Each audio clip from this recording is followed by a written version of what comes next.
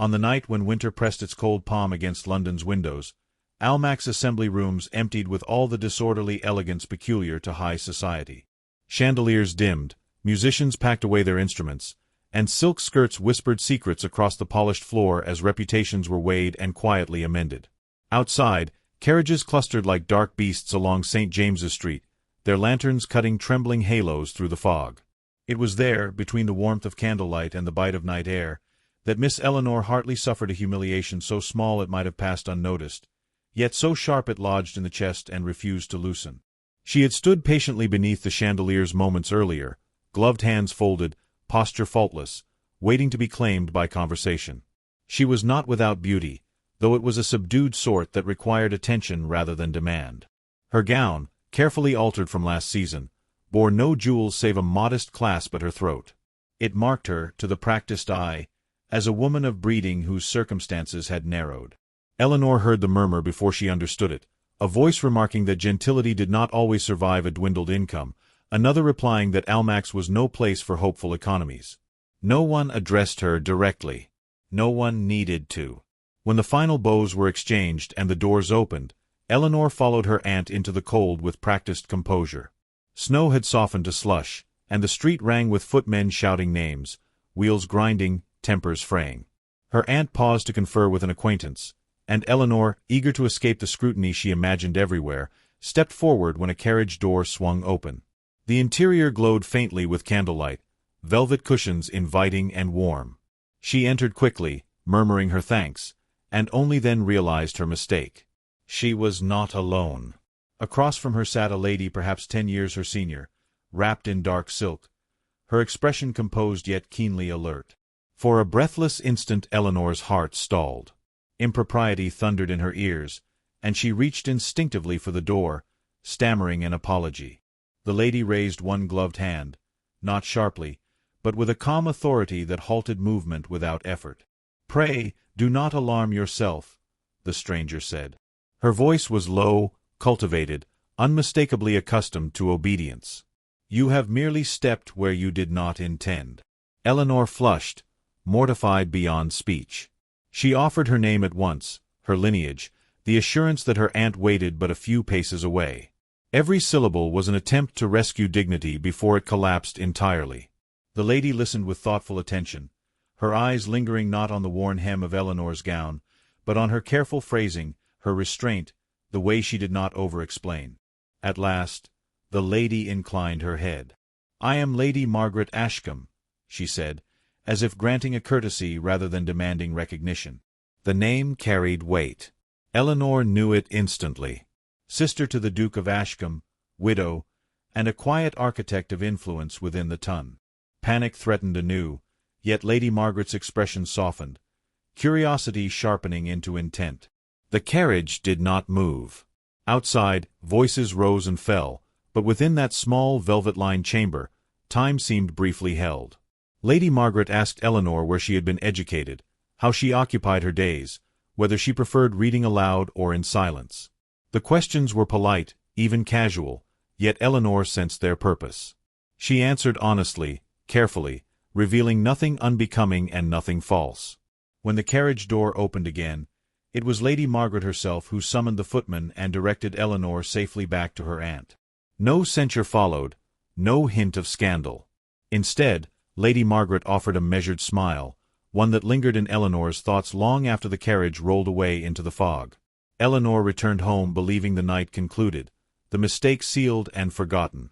She did not know she had been assessed, weighed, and quietly marked. In another carriage, Lady Margaret sat back, fingers resting thoughtfully against a reticule, her mind already arranging possibilities. Her brother's household stood incomplete, his title vulnerable to time and expectation, his solitude no longer indulgent. A wife was required, not merely suitable, but steady.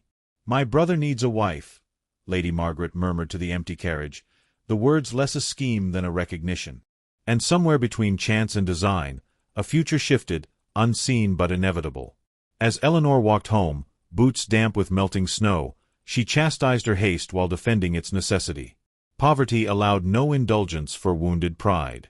Each slight at Almack's had been borne in silence, A discipline learned after her father's death reduced their household to careful economies. Respectability was her shield, restraint her ornament. That night, restraint had carried her into notice. At home, she smoothed her gloves flat, replaying Lady Margaret's gaze and finding no mockery. What unsettled her was not the mistake, but the absence of shame, as though she had been seen and neither judged nor dismissed. She resolved to forget it, though the resolve rang hollow. Lady Margaret watched the sleeping streets from behind drawn curtains, weighing the girl's quiet courage.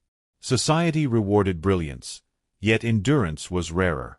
By the time the carriage reached Ashcombe House, her mind had settled into purpose. Introductions could be arranged, circumstance, guided, often passed for fate. Thus ended a night the world would remember for nothing at all. Yet beneath London's ordinary rhythm, a misstep had shifted the ground, and a plan, quiet as snowfall, began to take shape. Eleanor slept before dawn, unaware of the balance tipping beyond her sight. She believed her future fixed by caution and modest hope. Elsewhere, intent gathered like breath before speech, patient and precise, waiting only for the moment when silence would yield to invitation, and invitation to consequence. Morning would come, as it always did, indifferent to private reckonings, carrying with it the promise that chance, once noticed, rarely consents to remain merely chance within the ordered theatre of society itself. 3 days after Almack's, Eleanor Hartley received an invitation written in a hand both elegant and unmistakably assured. It arrived folded with deliberate neatness, sealed in grey wax, delivered by a footman whose livery alone declared importance. Lady Margaret Ashcombe requested her presence at a modest morning musicale, an occasion described as informal, selective, and perfectly respectable.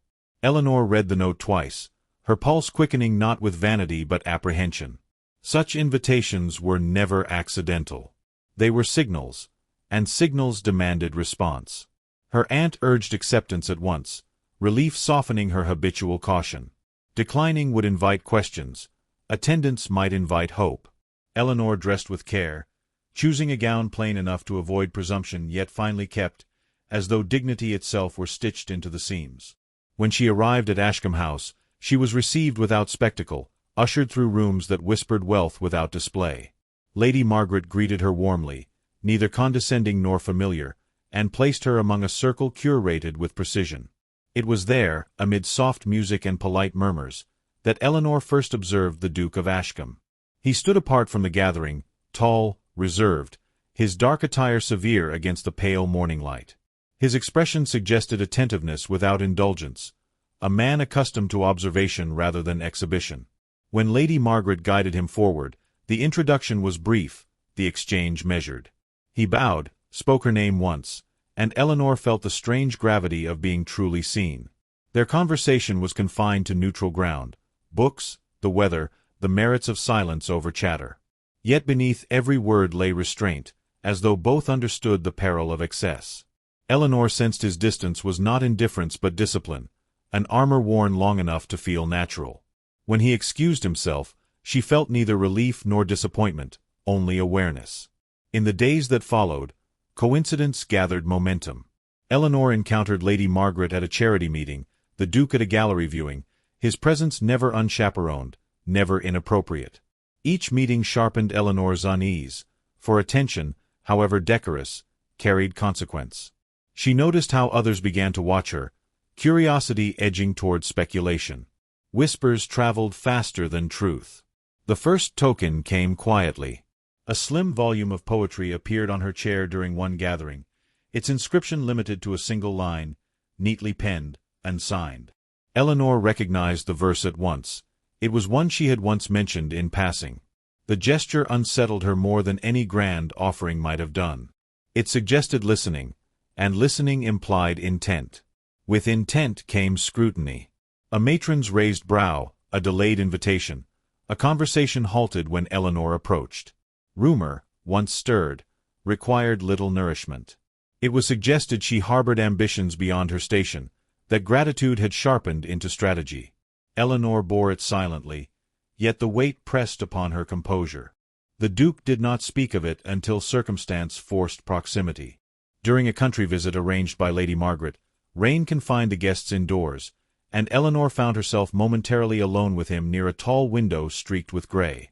He addressed the rumors without accusation, his tone measured, almost regretful. Eleanor answered with candor, refusing defense yet asserting her integrity. Something shifted then, subtle but irrevocable. Later that evening, an indiscretion nearly took root. A servant's careless remark, a misinterpreted glance, and the house hummed with potential scandal. It was the Duke who intervened, publicly and decisively, placing himself squarely between Eleanor and conjecture. His actions silenced the room, but the cost was visible. By aligning himself so openly, he surrendered neutrality. As Eleanor retired that night, her reputation intact yet trembling, she understood that retreat was no longer simple. Attention, once invited, resisted dismissal. Elsewhere in the house, Lady Margaret watched the corridors with thoughtful satisfaction, aware that plans, once set in motion, rarely paused at convenience. Eleanor lay awake, the book of poetry unopened beside her, sensing that the path before her had narrowed. Whatever waited ahead would demand courage she had never been required to summon before. And somewhere within that narrowing, she felt the faint, dangerous stir of hope, unwelcome yet persistent, pressing against the careful boundaries she had built to survive. The weeks that followed drew Eleanor and the Duke into a pattern neither could name without discomfort. Their meetings were fewer, yet more deliberate, arranged by Lady Margaret with a tact that suggested withdrawal rather than insistence. Public rooms gave way to quieter spaces where voices lowered instinctively and glances lingered only as long as propriety allowed. In such places, Eleanor felt the peculiar strain of being both protected and observed, her conduct weighed not by rumor alone but by expectation. They spoke first of ordinary matters, as though repetition might drain them of consequence. He asked about her childhood, and she answered with measured recollections that revealed stability without indulgence. She asked of his travels, and he spoke sparingly, favoring landscapes over memories. Each exchange traced the careful boundary between civility and candor, a boundary neither dared cross without cause. Yet silence, when it fell, felt charged rather than empty. It was in the library at Ashcombe House that restraint faltered. The afternoon light slanted through tall windows, gilding shelves heavy with volumes untouched for years. Eleanor stood examining a folio when the Duke approached, his presence announced not by sound but by the subtle change in the room's gravity. He remarked upon her choice of book, noting it was rarely requested. She replied that forgotten works often endured the longest. The observation unsettled him. He studied her then with an intensity that surprised them both, as though she had named something he guarded. He confessed, without flourish, that he had not intended to remarry, believing the role ill-suited to repetition. Eleanor listened, hands folded, resisting the impulse to reassure. When she spoke, it was not to persuade but to clarify that she sought no elevation, only steadiness. Her honesty, unadorned, left little space for misunderstanding. They parted without resolution, yet something essential had shifted. Eleanor felt exposed, though no impropriety had occurred. The Duke felt burdened by the clarity of her refusal to be useful rather than chosen. Outside those walls, society murmured with renewed vigor, sensing the tension that polite smiles could no longer conceal. An invitation arrived soon after, formal and unmistakable, summoning Eleanor to an evening gathering where decision, though unspoken, would be demanded. Lady Margaret's hand guided the affair with precision, her silence as telling as any instruction. Eleanor prepared with quiet resolve, aware that withdrawal would signal guilt, while presence would invite judgment. She chose presence. The gathering unfolded with deliberate grace, every movement observed. Eleanor felt the room's attention settle upon her, curiosity sharpened into anticipation. When the Duke entered, the air seemed to tighten. He greeted her with a nod, formal yet weighted with recognition. They spoke little, yet the absence of speech carried meaning. Whispers threaded the assembly, speculation pressing toward inevitability. Later, they found themselves alone once more, this time by design. The Duke addressed the matter directly, his voice steady but unguarded. He spoke of duty, of expectation, of the danger in mistaking gratitude for affection. Eleanor answered with equal candor, confessing her fear of being measured solely by what she might repair. Their words met without collision, two truths acknowledging one another. In that moment, neither offered assurance. Instead, they shared understanding, a rarer currency. It was enough to quiet the clamor outside the room, if only briefly. When they rejoined the gathering, their composure was unchanged, yet the terms of their association had been irrevocably altered. As the evening concluded, Lady Margaret observed them with careful satisfaction tinged by uncertainty. Plans had reached their limit, outcome now rested beyond orchestration. Eleanor departed with her dignity intact, though her heart carried the weight of possibility unclaimed. The Duke remained, his solitude newly articulated. That night, Eleanor sat by her window, watching the city settle into darkness. She recognized that the path ahead no longer belonged to chance alone. Choice waited, patient and exacting, and with it the knowledge that whatever followed would demand courage beyond quiet endurance. The final gathering of the season arrived with the weight of conclusion, announced not by proclamation but by the settled certainty with which society gathers when outcomes are expected. Ashcombe House stood illuminated against the early dusk, its windows casting steady light onto the gravel drive where carriages arrived in patient sequence. Eleanor entered with her aunt, her bearing composed, her expression serene enough to discourage inquiry. She had prepared herself for departure rather than triumph, believing that dignity lay sometimes in retreat, and that not every question required an answer spoken aloud. Within the drawing-room, conversation flowed with deliberate ease, though undercurrents of anticipation ran beneath every exchange. Eleanor sensed eyes upon her, no longer curious but calculating, as though the evening promised resolution to a speculation long indulged. Lady Margaret greeted her with affectionate courtesy, neither guiding nor warning, her role now fulfilled. The Duke had not yet appeared, and Eleanor felt a strange calm settle in his absence, the kind that follows acceptance rather than hope. When he entered, the room adjusted around him. He moved with measured assurance, acknowledging greetings without distraction, his attention fixed ahead. Eleanor felt his approach before she saw him beside her, the space between them charged by familiarity earned rather than assumed. He asked after her comfort, his tone formal, yet his gaze held intent. She answered simply, sensing that elaboration would betray anticipation. They were not alone when he spoke again, yet his words carried with them a clarity that required no privacy. He addressed her as an equal, thanked her for her candor in all things, and expressed regret for any discomfort his association had caused. The restraint in his speech sharpened its effect. Eleanor responded with grace, affirming her own responsibility in allowing speculation to persist. Their exchange, brief and composed, silenced nearby conversations without effort. The moment arrived without ceremony. The Duke turned, addressed the assembled company, and spoke not of obligation or arrangement, but of choice. He acknowledged the privilege of title, the expectations it imposed, and the insufficiency of those expectations when measured against character. He spoke of Eleanor's integrity without embellishment, of her refusal to trade dignity for advantage, and of the respect such refusal commanded. His words were careful, deliberate, and unmistakably sincere. Eleanor felt the room hold its breath. She was offered no pedestal, no romantic flourish, only recognition. When he concluded by declaring his intention to seek her hand, not as solution but as partner, the effect was profound. Approval did not erupt, it recalibrated. Society adjusted its posture, acceptance flowing from inevitability rather than enthusiasm. Eleanor answered him quietly, her assent measured, her voice steady. She did not promise ease, only commitment tempered by truth. The simplicity of her response grounded the moment, preventing spectacle from eclipsing substance. Lady Margaret observed with composed satisfaction, her expression softened by relief. As the evening resumed, Eleanor felt the weight she had carried loosen, though not vanish. The Duke remained beside her, attentive without possession, allowing her space to breathe within the new understanding. Their conversation turned toward the future without presumption, framed by mutual regard rather than conquest. Later, as the gathering waned and carriages departed, Eleanor paused at the threshold, glancing once more into the room where her life had shifted. The Duke joined her, offering his arm not as claim but invitation. She accepted, aware that choice, once exercised, altered all that followed. Outside, the night was clear, the air sharp with promise. Eleanor felt no illusion that happiness would be effortless, only the certainty that it would be honest.